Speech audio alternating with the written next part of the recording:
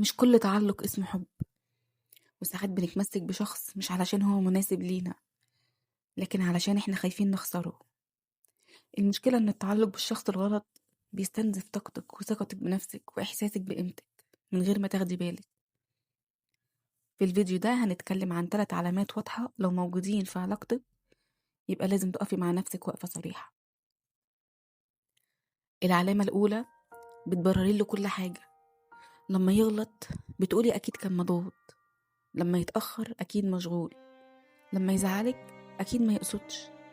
التبرير الطبيعي بيكون مرة أو 2، لكن لما يبقى أسلوب حياة ده معناه إنك بدأتي تتنازلي عن إحساسك علشان تحافظي عليه.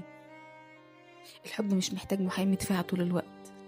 الشخص الصح هيحاول يطمنك، مش يخليكي تبرري له. العلامة التانية، دايما انت اللي بتبادري، انت اللي بتسألي، انت اللي بتتصلي، انت اللي بتصلحي بعد كل خناقة. ومع الوقت بتحسي انك شايلة العلاقة لوحدك، بس بتقنعي نفسك ان هو طبيعته كده. العلاقة الصحية فيها مجهود متبادل، مش سباق طرف واحد بيجري فيه والطرف التاني بيتفرج عليه. لو اهتمامه بيظهر بس لما تبعدي يبقى هو متعلق بفكرة فقدانك مش بيكي انت. العلامة التالتة، بتحسي بتوتر أكتر ما بتحسي بأمان.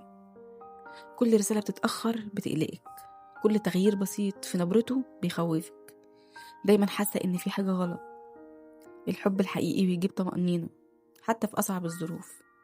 لو العلاقة مخلياكي دايما مشدودة ومرعوبة، بتفكري زيادة عن اللزوم، يبقى ده تعلق مبني على الخوف مش حب مبني على أمان.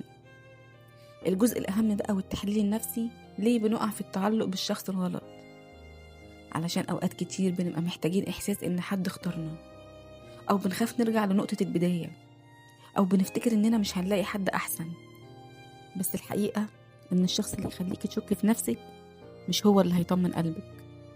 اسألي نفسك السؤال ده بصدق، أنا مرتاحة ولا أنا متعلقة وخايفة أخسر؟ الست القوية مش اللي بتتمسك بأي حد، الست القوية هي اللي تختار اللي يختارها. ولو حسيت إن الفيديو لمس حاجة جواكي اكتبي رأيك في الكومنتات واعملي اشتراك علشان نكمل السلسلة دي سوا.